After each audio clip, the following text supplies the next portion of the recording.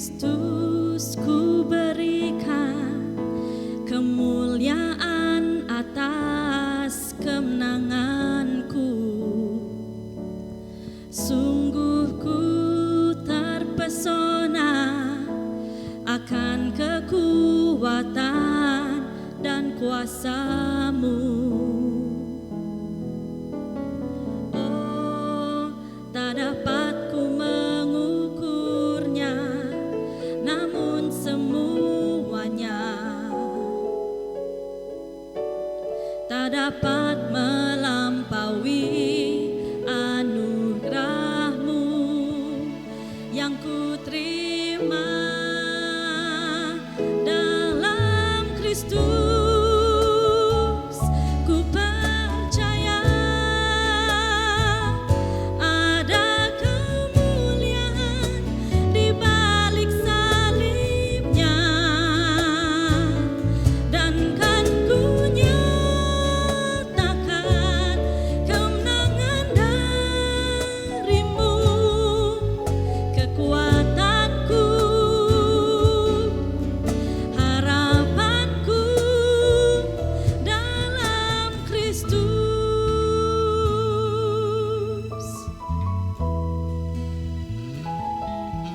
Dalam Kristus ku berikan kemuliaan atas kemenanganku. Sungguh ku terpesona akan kekuatan dan kuasa-Mu. Oh, tak dapat ku mengukurnya, namun semuanya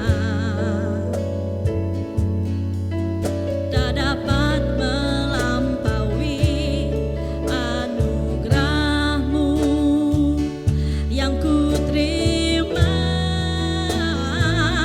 dalam Kristus.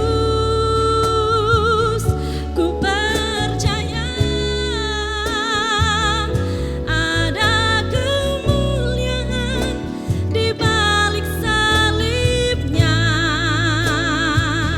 dan kan ku nyatakan kemenangan dari-Mu. Kekuatanku, harapanku dalam Kristus. Ku percaya ada kemuliaan di balik salibnya, dan kan ku nyatakan kemenangan dari-Mu. Kekuatanku, harapanku, kekuatanku,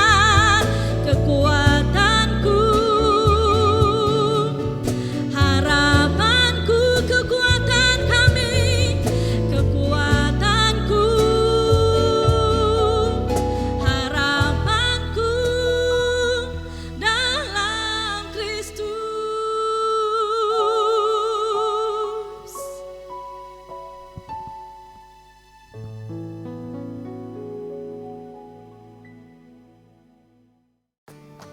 Salam damai dan salam kasih Kristus, saudara dan saudari. Kita bersyukur kepada Tuhan sebab apapun cabaran dan pergolakan di dalam dunia ini, Tuhan tetap menuntun, menghibur, dan menyediakan keperluan kita. Firman Tuhan dalam Mazmur pasal 23 ayat 3 hingga 5 mengatakan, Ia menyegarkan jiwaku, Ia menuntun aku di jalan yang benar. Sekalipun aku berjalan dalam lembah kekelaman, Engkau besertaku. Engkau menyediakan hidanganku. Saudara, inilah kekuatan bagi kita yang percaya kepadanya. Haleluya. Marilah kita memulakan ibadah kita dengan salam. Sidang jemaat yang dikasihi Tuhan, Tuhan beserta kamu. Dan beserta kamu juga. Saya gembira bila mereka berkata kepada saya, Marilah kita pergi ke rumah Tuhan. hai marilah kita menyanyi kepada Tuhan. Marilah kita bersorak dengan sukacita pada Juru Selamat yang Maha Kuasa. Allah itu roh, Kita harus menyembah Dia dalam roh dan kebenaran. kemuliaan kepada Allah Bapa, Anak, dan Roh Kudus. Puji Tuhan sekarang dan selama-lamanya. Amin. Amin. Haleluya, mari kita memuji Tuhan. Yesus dasar imannya kita yang teguh. Haleluya, haleluya.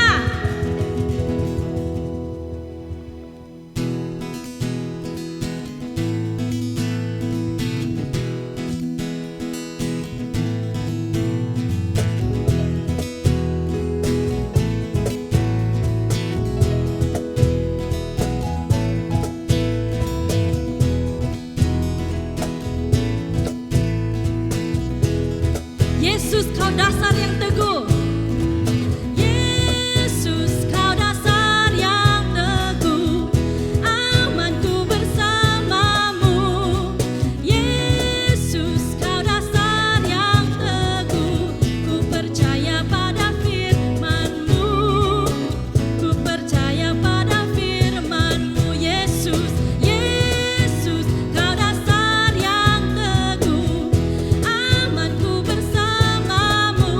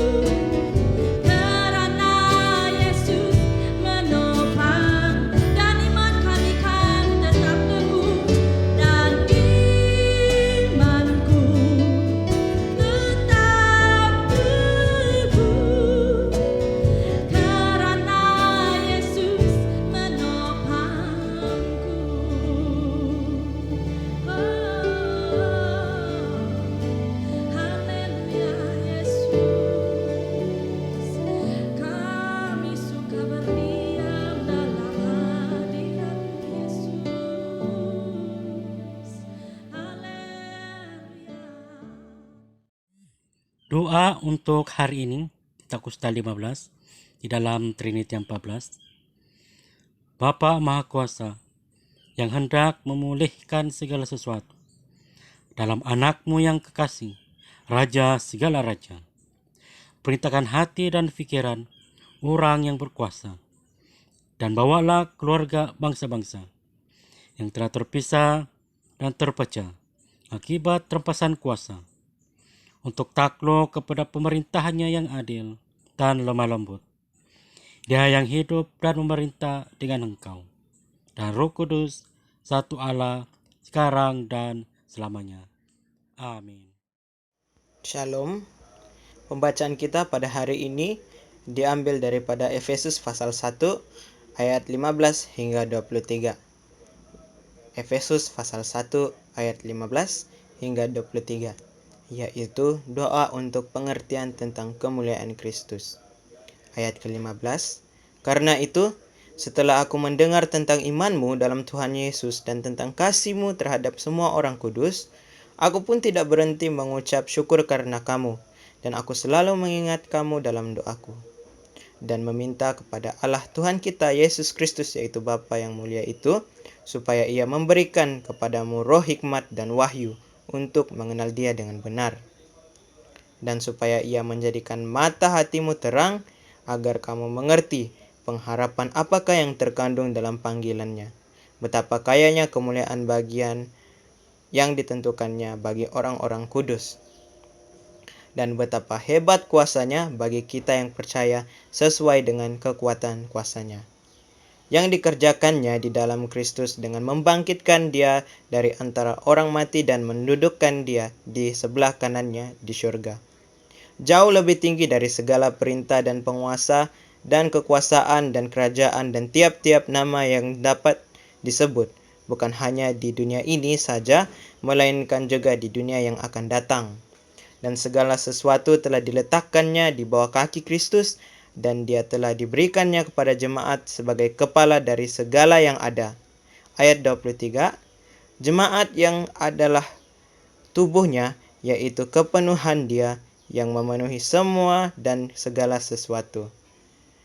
Demikianlah firman Tuhan. Syukur kepada Allah. Shalom. Injil Kudus daripada Tuhan kita Yesus Kristus menurut Injil Lukas di dalam bab yang ke-24 ayat ke-36 sampai ayat yang ke-49. Semua kita, kemuliaan kepadamu Tuhan Yesus. Di bawah tajuk, Yesus menampakkan diri kepada semua murid. Ayat 36, dan sementara mereka bercakap-cakap tentang hal itu, Yesus tiba-tiba berdiri di tengah-tengah mereka dan berkata kepada mereka, damai sejahtera bagi kamu. Mereka terkejut dan takut dan menyangka bahwa mereka melihat hantu. Akan tetapi Ia berkata kepada mereka, mengapa kamu terkejut? Dan apa sebabnya timbul keraguan-raguan di dalam hati kamu? Lihatlah tanganku dan kakiku. Aku sendirilah ini. Rabahlah aku dan lihatlah, karena hantu tidak ada daging dan tulangnya, seperti yang kamu lihat padaku. Sambil berkata demikian, Ia memperlihatkan tangan dan kakinya kepada mereka. Dan ketika mereka belum percaya karena girangnya dan masih heran, berkatalah Ia kepada mereka, adakah padamu makanan di sini? Lalu mereka memberikan kepadanya sepotong ikan goreng. Ia mengambilnya dan memakannya di depan mata mereka. Ia berkata kepada mereka, inilah perkataanku yang telah kukatakan kepadamu ketika aku masih bersama-sama dengan kamu, yakni bahwa harus digenapi semua yang ada tertulis tentang aku dalam kitab Taurat Musa dan kitab Nabi-Nabi dan kitab Mazmur. Lalu Ia membuka pikiran mereka sehingga mereka mengerti kitab suci. Katanya kepada mereka, ada tertulis demikian, Mesias harus menderita dan bangkit dari antara orang mati pada hari yang ketiga, dan lagi dalam namanya berita tentang pertobatan dan pengampunan dosa harus disampaikan kepada segala bangsa mulai dari Yerusalem. Kamu adalah saksi dari semuanya ini. Dan aku akan mengirim kepadamu apa yang dijanjikan Bapakku. Tetapi kamu harus tinggal di dalam kota ini sampai kamu diperlengkapi dengan kekuasaan dari tempat tinggi. Demikianlah Injil Kristus. Terpujilah Tuhan Yesus. Shalom dan selamat pagi kepada jemaat Tuhan. Pada minggu ini kita ada kebaktian umum untuk bahasa Malaysia di gereja. Namun bagi Anda yang tidak dapat hadir ke kebaktian oleh karena SOP, maka Anda mengikuti khotbah secara online hari ini. Dan untuk pengetahuan jemaat Tuhan bahwa kita akan terus di dalam online sehingga ke hujung bulan September ini. Namun bagaimanapun kita mau belajar daripada Tuhan apa yang ingin Dia sampaikan kepada kita pada pagi ini. Menurut Efesus pasal 1 ayat 15 hingga 23, yaitu Allah pembangun gerejanya. Mari kita berdoa. Terima kasih Tuhan bahwa kami memiliki Allah yang luar biasa, di mana pengasas gereja adalah Allah Tritunggal, yaitu Allah Bapa, Anak, dan Roh Kudus. Dan kami mau belajar ya Tuhan, bagaimanakah Allah membangun gerejanya. Dan kami adalah gereja, jemaat yang Tuhan percayakan menjadi orang-orang yang percaya pada zaman ini. Pimpin kami melalui kuasa Roh Kudus Tuhan, agar kami dapat mengerti dan memahami firman Tuhan dengan jelas. Di dalam nama Yesus kami berdoa. Amin. Pada minggu lalu kita telah belajar tentang Allah Tritunggal sebagai pengasas gereja. Allah Bapa, Anak, dan Roh Kudus. Tanpa salah satunya, sesuatu yang diasaskan itu tidak teguh atau mudah rapuh. Harus ada ketiga-tiga pribadi oknum ini dalam mengasaskan gereja. Jadi inilah kekuatan gereja yang dibangunkan oleh Allah. Dan pada minggu ini kita mau belajar bagaimana Allah membangunkan gerejanya. Ingat, bukan kuat, bukan gagah, oleh Rohku, kata Tuhan. Nah, 3 perkara. Yang pertama, Allah membangun melalui kasih karunia-Nya. Dalam Efesus pasal 1 ayat 15 hingga 16. Saya suka sekali dengan kata-kata pujian Paulus ini. Dia berkata, karena itu setelah aku mendengar tentang imanmu dalam Tuhan Yesus dan tentang kasihmu terhadap semua orang, aku pun tidak berhenti mengucap syukur karena kamu. Dan aku selalu mengingat kamu dalam doaku. Nah, nada bicara Paulus ketika ini adalah dalam keadaan bersukacita. Dia secara berterusan. Dia katakan, aku pun tidak berhenti mengucap syukur. Tidak berhenti-henti mengucap syukur. Secara berterusan mengucap syukur atas pendengaran tentang orang-orang Kristen di Efesus. Dan orang-orang Kristen di Efesus sentiasa memperhatikan iman mereka agar tetap teguh. Mengapa? Karena mereka tinggal di tengah-tengah kota yang penuh dengan penyembahan para dewa-dewi orang Yunani. Ada banyak dewa-dewi di Efesus yang menjadi sembahan masyarakat.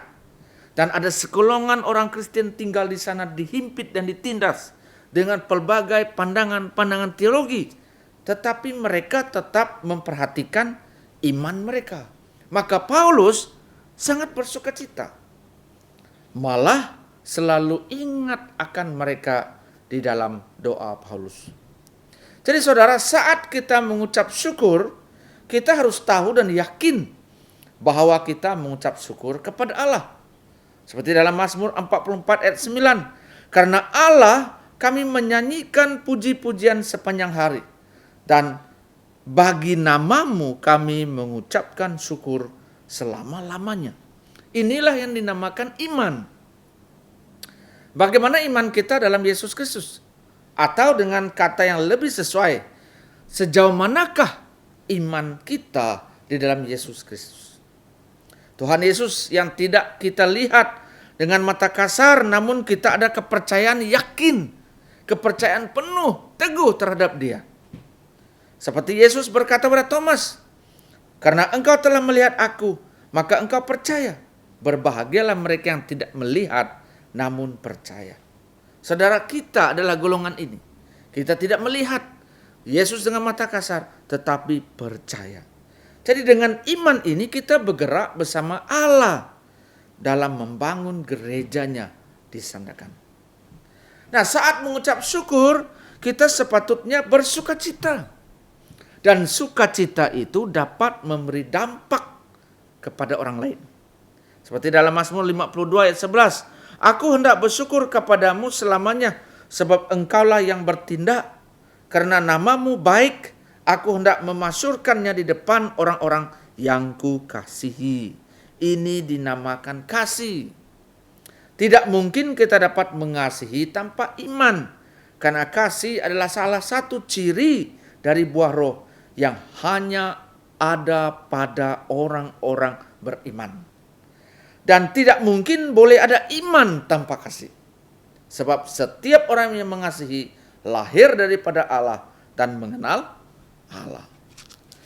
Jadi saat mengucap syukur bukan karena kata-kata indah kita, tetapi kita mengakui kasih setia Allah atas penyelamatannya kepada kita.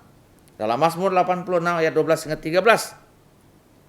Aku hendak bersyukur kepadamu ya Tuhan Allahku dengan segenap hatiku dan memuliakan namamu untuk selama-lamanya. Sebab kasih setiamu besar atas aku dan engkau telah melepaskan nyawaku dari dunia orang mati yang paling bawah. Allah membangun melalui kasih karunia-Nya, kasih setianya. Lihat ini, Allah Bapa mengurniakan anaknya yang tunggal melalui darah perjanjian kekal telah membawa kembali dari antara orang mati. Dan oleh karena kasih setia Allah ini dapat melengkapi kita dengan segala yang baik untuk melakukan kehendak-Nya dan mengerjakan di dalam kita apa yang berkenan kepada Allah melalui Yesus Kristus. Jadi pertama, Allah membangun melalui kasih karunia-Nya, iman dan kasih penting. Yang kedua, Allah membangun melalui kebenaran-Nya. Kita mau lihat dalam Efesus 17 hingga 19e. Amsal pernah berkata, siapa mengindahkan didikan menuju jalan kehidupan, tetapi siapa mengabaikan teguran tersesat. Jadi Allah tidak membangun dan kemudian pergi meninggalkan umatnya begitu saja. Oleh itu Paulus jelas berdoa. Efesus 17 ayat 18e.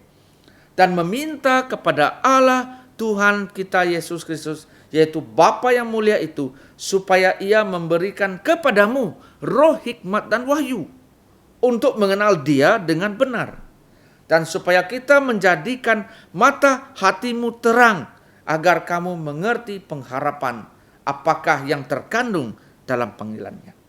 Nah, kita mau mengkaji sedikit tentang doa Paulus ini. Jadi Paulus berdoa kepada Allah Bapa Tuhan kita Yesus Kristus untuk jemaat di Efesus. Meminta sesuatu. Ada dua perkara yang diminta. Pertama, supaya mereka diberikan roh hikmat dan wahyu. Siapakah itu roh hikmat dan wahyu? Lihat Yohanes 14 ayat 26. Tetapi penghibur, yaitu Roh Kudus yang akan diutus oleh Bapa dalam namaku, Dialah yang akan mengajar segala sesuatu kepadamu dan akan mengingatkan kamu akan semua yang telah kukatakan kepadamu. Ayat ini Yesus sendiri berkata bahwa roh hikmat dan wahyu itu akan mengajar segala sesuatu kepada kita dan mengingatkan kita akan semua yang telah Yesus katakan kepada kita. Jadi roh hikmat dan wahyu ini merujuk kepada Roh Kudus. Nah, orang-orang Kristen di Efesus telah dimeteraikan dengan Roh Kudus pada saat mereka percaya, agar mata hati mereka terang untuk memahami pengharapan dalam panggilan Allah. Pengharapan apa? Pengharapan dalam pengampunan dosa, orang-orang kudus menjadi anak-anak Allah, menjadi satu dengan Kristus, pengudusan orang-orang kudus, dan damai sejahtera. Jadi Paulus meminta agar semua orang Kristen di Efesus diberikan roh hikmat dan wahyu. Nah, yang kedua, Paulus berdoa kepada Allah Bapa, Tuhan kita Yesus Kristus untuk jemaat di Efesus, meminta supaya mereka diberikan pengenalan tentang Allah yang sepenuhnya. Dan penting roh hikmat dan wahyu yang akan membantu mereka mengenal kebenaran yang sepenuhnya. Nah, jangan bikin rumah di atas pasir. Sebab apabila datangnya banjir, robohlah rumah itu. Tetapi bikinlah rumah di atas batu. Yesus pernah berkata bahwa setiap orang yang mendengar perkataanku ini dan melakukannya, ia sama dengan orang yang bijaksana yang mendirikan rumahnya di atas batu. Jadi bagaimana Allah membangun melalui kebenarannya? Yaitu kita yang mendengar perkataan dan melakukannya. Kita perlu tahu kebenaran Tuhan. Dan Yesus juga berkata, untuk menyembah Allah, kita haruslah menyembah Dia dalam roh dan kebenaran. Kebenaran apa? Kebenaran pengenalan tentang Allah sepenuhnya, supaya kita tidak kena tipu oleh pengajar sesat pada masa ini. Kita perlu tahu, saudara dikasih Tuhan, kebenaran-kebenaran yang tercatat di dalam firman Tuhan. Firman Tuhan mengandungi kebenaran-kebenaran yang membawakan kita, yang membebaskan kita, yang memerdekakan kita daripada pengajar-pengajar sesat. Sebagai contoh, kita semua heboh dengan kitab Injil telah dipesongkan dan diubah. Apakah jawaban kita terhadap kenyataan itu? Bagi kita yang menyelidiki firman Tuhan, kita yakin bahwa kitab Injil tidak dipesongkan dan tidak diubah. Siapakah yang mengubahnya? Bilakah yang diubah? Tetapi bagaimana dengan generasi muda yang hanya mendengar, oh betulkah Injil telah dipesong dan diubah? Oh, apakah yang dipesong? Apakah yang diubah? Jadi kita perlu tahu pengenalan tentang Allah sepenuhnya. Maka selidikilah, dalamilah, dan rinduilah firman Tuhan, karena ia mengandungi kebenaran yang memberikan kita hikmat Allah bagi mengharungi kehidupan mencabar ini. Nah, apabila hidup kita berfokuskan pada kasih karunia dari Tuhan, maka kita akan memperoleh kebenaran yang sejati, sehingga kita dapat melakukan buah roh dalam hidup seharian kita. Sekali lagi saya ulang, apabila kita berfokuskan pada kasih karunia dari Tuhan, maka kita akan memperolehi kebenaran sejati, sehingga kita dapat melakukan buah roh dalam hidup seharian kita. Jika kita ingin hidup kita sentiasa dipenuhi oleh kebenaran, marilah kita selalu memandang kepada Allah. Janganlah pandang pada dunia ini. Pandanglah kepada perkara-perkara di atas untuk memperoleh kebenaran, supaya hidup kita dipenuhi oleh kebenaran. Karena semakin kita dekat dengan Tuhan, maka kita semakin dekat dengan kebenarannya. Andalkanlah Roh Kudus dalam kehidupan kita. Seperti Roma 8 ayat 10 berkata, tetapi jika Kristus ada di dalam kamu, maka tubuh mereka mati karena dosa, tetapi roh adalah kehidupan oleh karena kebenaran. Jika Kristus ada di dalam kamu, inilah Kristen.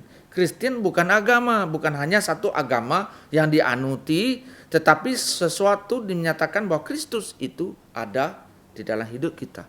Maka roh adalah kehidupan. Oleh karena apa? Kebenaran, pengenalan tentang Allah sepenuhnya.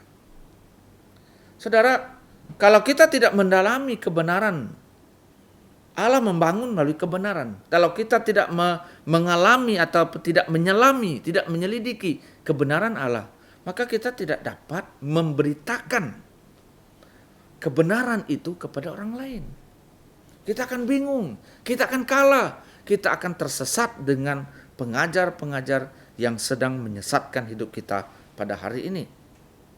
Nah, kebenaran Allah akan memimpin hidup yang kudus dan berkenan, sehingga kita boleh melakukan dan menyatakan kebenaran dalam hidup kita. Ingat ini, percaya kebenaran tanpa melaksanakan dalam hidup ini ya tidak bermakna. Kalau kita tahu Yesus adalah anak Tuhan, kita tahu bahwa dia mati di atas kayu salib, itu saja tidak cukup, tidak bermakna. Kalau kita tahu bahwa dia adalah anak Allah, dan kita tahu, kita mendengar tentang dia mati di atas kayu salib untuk menebus hidup kita daripada dosa, apakah tindakan kita? Tindakan kita, bukalah pintu hati kita dan menerima dia masuk dalam hidup kita, dan dia berjanji, dia akan makan bersama kita, bersekutu bersama kita, dan dia tidak akan membiarkan kita, dia tidak akan meninggalkan kita. Itu maksudnya. Jangan hanya percaya, oh ya betul, tetapi kita tidak laksanakannya di dalam hidup kita. Iya, suatu kerugian. Oleh itu, untuk dapat sepenuh hidup dalam kebenaran, lakukan dan turuti kebenaran dalam perbuatan kita sehingga memberi dampak kepada orang lain. Ingat, kita tidak hidup sendiri dalam dunia ini. Kita ada orang lain yang memerlukan Yesus. Maka kita perlu lakukan, turuti kebenaran dalam perbuatan kita. Ketiga, Allah membangun melalui kuasanya. Nah, apabila kita memiliki kebenaran Allah, kita akan dapat mengalami kehebatan kuasanya. Nah, itulah tujuannya kita perlu tahu kebenaran Allah. Supaya kita ada, supaya kita mengalami kuasanya. Efesus 1 ayat 19 berkata, dan betapa hebat kuasanya bagi kita yang percaya sesuai dengan kekuatan kuasanya. Betapa hebat kuasanya bagi kita yang percaya. Kita adalah pemilik waris kekuasaan Allah. Yohanes 1 ayat 12. Bagi kita yang percaya dan menerima Yesus sebagai Tuhan dan Juru Selamat secara pribadi, Dia akan mengangkat kita, memberi kuasa kepada kita menjadi anak-anaknya. Ayat ini kata, betapa hebat kuasanya bagi kita yang percaya sesuai dengan kekuatan kuasanya. Jadi pengertian akan kuasa Allah amat penting dalam hidup kekristenan kita. Sebagai contoh, kisah kitab Injil dipesongkan dan diubah. Sebenarnya ayat ini provokasi. Kalau kita tidak tahu kebenaran Allah, kalau kita tidak tahu kuasa Allah, pastinya orang-orang Kristen akan berdemonstrasi. Satu stadium berkumpul, menentang. Dan apabila itu terjadi, mereka akan berdemonstrasi dan menentang. Tetapi apa yang orang Kristen buat? Orang Kristen tidak melakukan apa-apa tindakan keganasan, demonstrasi untuk menentang. Tetapi apa? Kita berdoa dan dalam masa yang sama mempraktikkan hidup damai sejahtera. Kita membiarkan pihak berkuasa kita, ketua-ketua gereja untuk melakukan sesuatu. Dan kita sebagai umat Tuhan, satu, berdoa. Biarlah hak pembalasan itu hak Tuhan. Dalam masa yang sama, kita membangun diri kita untuk mengenal tentang Allah sepenuhnya. Nah, Paulus menyatakan kuasa Allah dalam 4 perkara. Kalau kita lihat ayat 20 hingga ayat 23. Pertama, kebangkitan Kristus. Efesus 1:20e yang dikerjakannya di dalam Kristus dengan membangkitkan dia dari antara orang mati. Nah, melalui kuasa Allah telah membangkitkan Kristus untuk mengalahkan maut. Satu hari nanti kita semua akan mati secara fisikal. Tetapi kebenaran ini memberikan pengharapan bahwa secara roh kita bersama dengan Yesus. Kebangkitan Kristus sangat penting. Yesus harus bangkit daripada kematian supaya kepercayaan kita benar. Dan itu berlaku. Dan kita melihat diri kita. Kita adalah produk daripada zaman ketika dulu menyaksikan kebangkitan Kristus. Dan hari ini kita yakin bahwa kita mempunyai kemenangan. Dan satu hari nanti kita akan bangkit bersama dengan Kristus. Yang kedua, kedudukan Kristus di sebelah kanan Allah. Efesus 1:20b hingga 21. Dan mendudukkan dia di sebelah kanannya di surga jauh lebih tinggi dari segala pemerintah dan penguasa dan kekuasaan dan kerajaan dan tiap-tiap nama yang dapat disebut bukan hanya di dunia ini saja, melainkan juga dunia yang akan datang. Yesus mendapat tempat terhormat di surga, mendapat otoriti tertinggi, dan dia memerintah seluruh alam semesta bersama-sama dengan Bapanya. Tiada kekuasaan atau pemerintahan di dunia ini yang dapat dibandingkan dengan kekuasaan Yesus. Hari ini orang merebut kerajaan, secara manusia merebut kerajaan, tetapi kita percaya tidak ada yang dapat dibandingkan dengan pemerintahan dan kekuasaan Yesus. Ini bukan sekadar gelaran, tetapi keberadaan Yesus. Ayub pernah berkata dalam Ayub 37, 22 hingga 23, dari sebelah utara muncul sinar keemasan, Allah dilitupi oleh keagungan yang dahsyat, yang maha kuasa, yang tidak dapat kita fahami. Besar kekuasaan dan keadilannya, walaupun kaya akan kebenaran, ia tidak menindasnya. Marilah kita seperti Ayub, mengagungkan kedahsyatan kuasa Allah. Yang ketiga, meletakkan segala sesuatu di kaki Yesus. Efesus 1:22. Dan segala sesuatu telah diletakkannya di bawah kaki Kristus. Di sini Tuhan Yesus mengistiharkan. Di dalam Matius 28 hingga 18, Yesus mengistiharkan bahwa segala kuasa di bumi dan di surga diberikan kepadanya. Betul? Dia telah menerima segala kuasa itu. Ini bermaksud kuasa tertinggi ada pada Yesus Kristus. Dan ia akan terjadi pada akhir zaman. Dan pada saat itu, setiap lutut akan bertelut, setiap lidah akan mengaku bahwa Yesus adalah Tuhan. Saudara, oleh itu pada zaman ini, sebelum datangnya Yesus nanti, kita yang percaya kepadanya harus berusaha membawa orang-orang belum percaya menjadi percaya, agar mereka kelak akan mengaku. Selalunya kita berpikir, biarlah mereka datang ke gereja. Firman Tuhan berkata, pergilah dan jadikanlah semua bangsa muridku. Bukan dia bilang, datanglah dan jadikanlah semua bangsa muridku.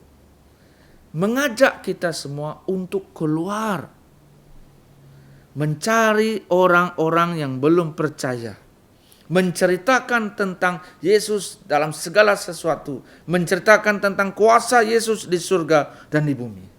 Saudara, sekarang saya ubah sedikit cara saya berdoa, karena banyak melayani yang belum percaya. Biasanya kita kata, dalam nama Yesus, amin.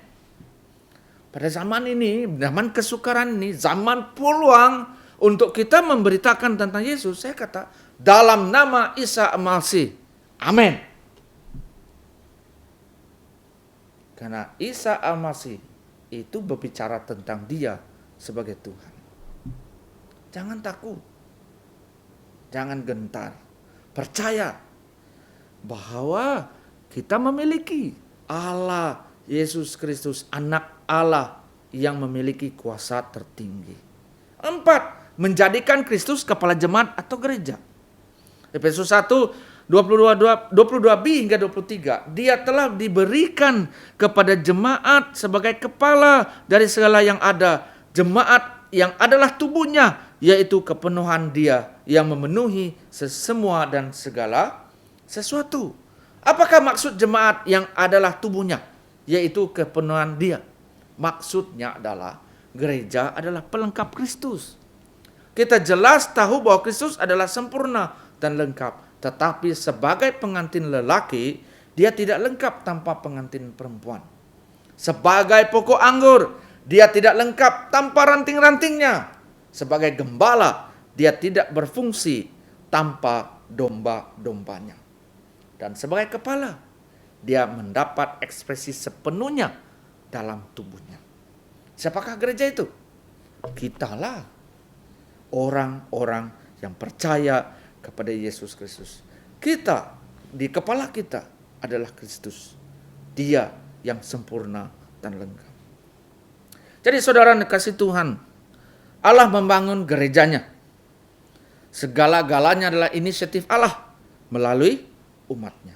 Maka hidup kita harus giat mengistiharkan dan menyaksikan kerajaan Allah di mana Yesus Kristus dipemuliakan. Sebenarnya saudara, kita bukan buat untuk diri kita. Sebenarnya kita buat agar kerajaan Allah nyata di bumi ini. Yesus ditinggikan. Marilah. Bukan hanya kita ada visi menjadi murid Yesus. Menjadi murid Yesus kalau baca firman Tuhan saja, berdoa saja, tapi tidak melakukannya, tidak lengkap. Bagi saya, baca firman Tuhan, mendalami firman Tuhan, menyelidiki firman Tuhan, dan melakukannya, barulah kita dapat mengalami apa kebenaran yang Tuhan Yesus maksudkan dalam firman Tuhan. Saudara, zaman ini zaman yang Tuhan sediakan untuk kita dengan cepat memberitakan tentang Yesus kepada orang yang belum percaya. Sebab apabila Yesus datang, tiada pulang sudah. Jadi jangan tunggu Yesus datang, barulah kita mau bergerak. Sekaranglah waktunya. Namun kita tidak kesorangan. Yesus berkata, aku menyertai kamu selama-lamanya. Dialah Immanuel kita. Jadi saudara yang kasih Tuhan, marilah Allah membangun gerejanya melalui kasih karunia-Nya, melalui kebenarannya, dan melalui kuasanya. Jadi saudara dikasih Tuhan, marilah kita sama-sama agar nama Yesus ditinggikan di kota tempat kita tinggal. Takut? Jangan takut, karena Yesus menyertai kita. Demikianlah firman Tuhan. Amin.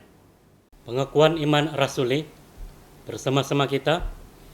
Saya percaya kepada Allah yang tunggal, Bapa yang Maha Kuasa, Pencipta langit dan bumi.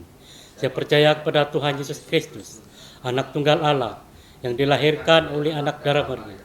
Dia menderita semasa pemerintahan Pontius Pilatus. Dia disalibkan, mati, lalu dikuburkan. Pada hari yang ketiga, dia bangkit, dia naik ke surga. Dia duduk di sebelah kanan Bapa. Dia akan datang kembali untuk menghakimi orang yang masih hidup dan yang sudah mati. Saya percaya kepada Roh Kudus, gereja sedunia yang kudus, dan daripada rasul-rasul, pengampunan dosa, kebangkitan hidup, kehidupan yang kekal. Amin. Shalom saudara-saudari. Pagi hari ini ada beberapa pengumuman yang perlu saya umumkan untuk perhatian kita bersama. Yang pertama adalah Mesyuarat Agung Tahunan COGS 2020. Pada tahun ini kita akan kendalikan Mesyuarat Agung Tahunan pada hari Ahad tanggal 20 September jam 2 petang bertempat di Gereja COGS. Untuk perhatian Anda semua, Anda diminta supaya dapatkanlah satu naskah buku Mesyuarat Agung Tahunan. Ya, tempat untuk kita ambil ialah di pusat sumber COGS pada masa pejabat. Ya, Anda boleh dapatkan satu naskah dan baca laporan yang sedia ada. Dan kemudian satu perkara yang penting dalam Mesyuarat Agung Tahunan yang akan dilaksanakan adalah pembentangan pindaan perlembagaan COGS. Ya, itu memerlukan keputusan suara ramai sama ada dipersetujui atau tidak. Ya, sesuai dengan perlembagaan, bila ada pindaan sedemikian berlaku yang perlu dilaksanakan, ia harus dilaksanakan melalui Mesyuarat Agung Tahunan. Dengan itu, kehadiran Anda dan sokongan doa Anda amat kami perlukan. Hal yang kedua, berhubung dengan pilihan raya negeri Sabah yang akan berlangsung pada hari Sabtu tanggal 26 September. Maka dengan itu, saudara-saudari, kita punya tanggung jawab bukan hanya sekadar sebagai warga negara Sabah, Malaysia. Lebih-lebih lagi kita sebagai warga kerajaan Allah, punya tanggung jawab kepada Tuhan, ya, menjadikan kita rakyat Sabah Malaysia ini harus menjalankan tanggung jawab kita sebagai pemilih yang sudah berdaftar. Seandainya Anda adalah seorang yang sudah berdaftar untuk mengundi, maka saya ambil kesempatan ini mendorong Anda kembalilah ke tempat di mana Anda selalu mengundi, melaksanakan tanggung jawab kita kepada Tuhan dan negara kita. Ya, siapa yang akan jadi kerajaan negeri itu sudah ada di dalam tangan Tuhan. Tetapi kita punya kewajiban dan tanggung jawab untuk pergi dan melaksanakan tanggung jawab dengan mengundi, ya, di tempat undi kita masing-masing. Semoga Tuhan melindungi kita dalam perjalanan pulang dan kembali ke Senakan nanti, dan juga, ya, sejahtera Allah menyertai kita semua. Tuhan memberkati. Doa Tuhan bersama-sama. Bapa kami yang di surga, dikuduskanlah namamu. Datanglah kerajaanmu, jadilah kehendak-Mu di bumi seperti di surga. Berikanlah kami pada hari ini makanan kami sehari-hari. Ampunilah kami akan dosa-dosa kami, seperti kami juga mengampuni orang yang bersalah kepada kami. Janganlah membawa kami ke dalam pencobaan, tetapi lepaskanlah kami daripada yang jahat. Karena Engkau yang mempunyai kerajaan, kuasa dan kemuliaan, sekarang dan selama-lamanya. Amin. Marilah kita menerima berkat Tuhan dengan iman.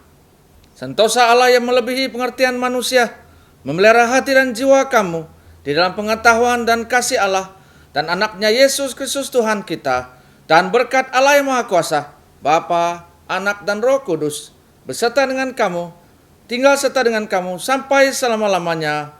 Amin. Saudara-saudari kasih Tuhan, pergilah dengan damai sejahtera dan layanilah Tuhan. Dalam nama Kristus, amin. Haleluya, mari kita memuji Tuhan. Yesus dasar imannya kita yang teguh. Haleluya, haleluya.